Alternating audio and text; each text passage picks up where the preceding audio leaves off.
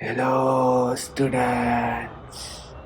A lot of you are confused about the APS certificate. I am here to help you fulfill all your dreams. If you want to go from the world of light to the world of dark, from the world of dark to the world of light, follow me. Hey, Hey, what are you doing? I'm recording an intro. Then why that voice? It's funny. It's not funny. It's scary. नहीं करना मेरे को ये सब नहीं करना.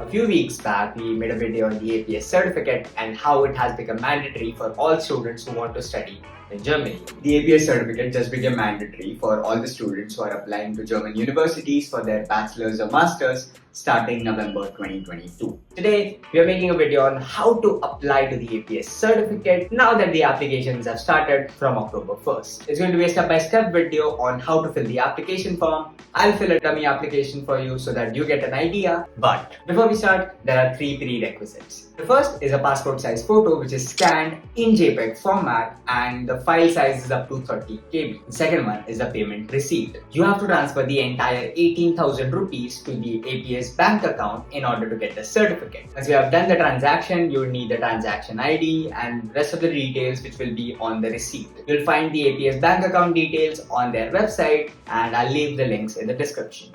And the third one is make sure you subscribe to the channel and hit the notification bell so that you don't miss important videos like this. With that being said, let's hop onto the computer and we'll fill the application form. So once you have subscribed to the channel, have the passport photo ready along with the payment receipt, head on to the APS India's website and click on apply. Once you do that, you just have to create a username and a password for your account. One important thing to note here, this is just going to be a dummy application from my side, but you have to enter accurate information. Right now, I'm just going to fill out the form in random gibberish so that you just get an idea. But when you're filling the form, make sure you're entering all the details properly. So first, you enter your username. I'm just going to type in something random. And onto the second page, you get the first prompt, which is you have to upload an image, which is going to be a passport size photo in JPEG format up to 30 kilobytes. Second thing is, of course, your name, last name, email, your gender, nationality, pretty basic details, and you will have everything on your own.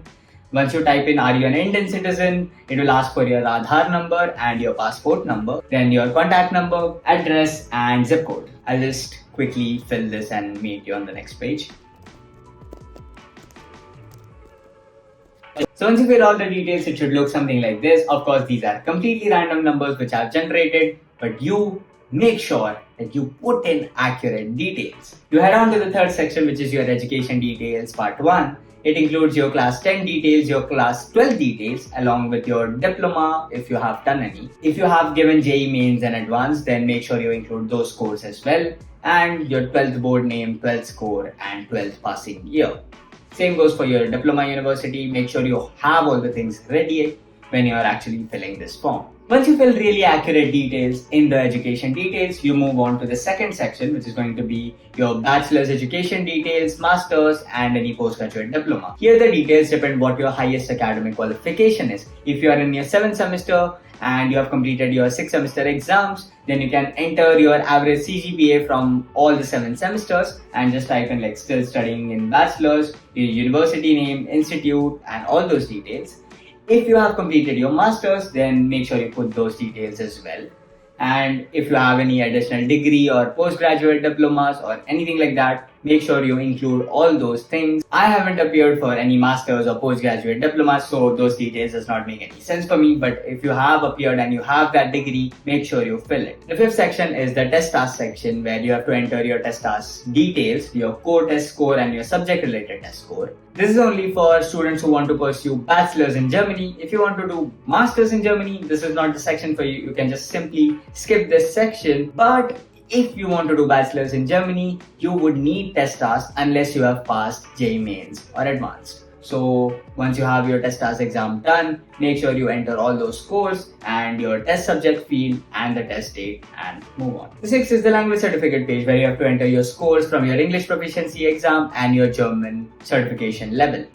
You can see there are two options here, English, German, or both English or German. Make sure you visit the checklist and see if you have to submit both of them or any one of them. One important thing to note here is the only accepted English language certification is IELTS and TOEFL, whereas for German language certification it's Goethe certification, TestDAF, TELC and DST. I don't know if TELC is pronounced like that, but you get the idea. You should put in all realistic details into the fields and just click on next. The seventh section is a payment details page where you have to enter your name, your first name, your last name, date of payment, bank name. Everything will be on the payment receipt, so make sure you enter everything properly.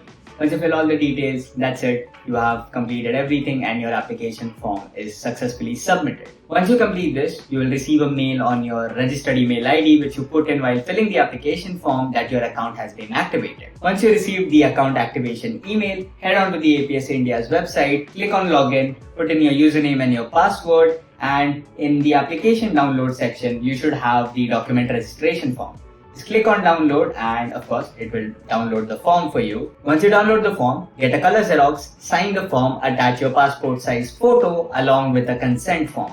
Now where to find the consent form? You just have to head on to checklists and you will find the student authorization letter here. It's very simple, just make sure you print this form as well and send it to the APS address. Let's say you have printed the application form, signed it, printed the consent form, signed that as well, and attached your passport photo, prepared all the documents. The last step is to just submit them on the APS address. Where you can find that address, you just have to go to home, contact us, and you'll find the address right there. You can send it via post, or if you live nearby, near Delhi, you can actually just go in and drop off the documents as well. So that's basically it. Once you submit the documents, it takes about 3 to 4 weeks for them to verify all the documents and then give you an update. You'll receive an update by mail and your online profile will also be updated. There is this inbox section when you log into your account on the APS website and you should receive all the details there. Just make sure that you fill the form accurately and you have all the documents ready so that there are no problems when you are applying to the APS certificate. Let us know in the comments below if you have any more doubts regarding the APS certificate. The applications are live now, so if you are preparing for winter or summer semester or something like that, you should just go to the APS websites, register yourselves and start filling the application form. Bye-bye. See ya.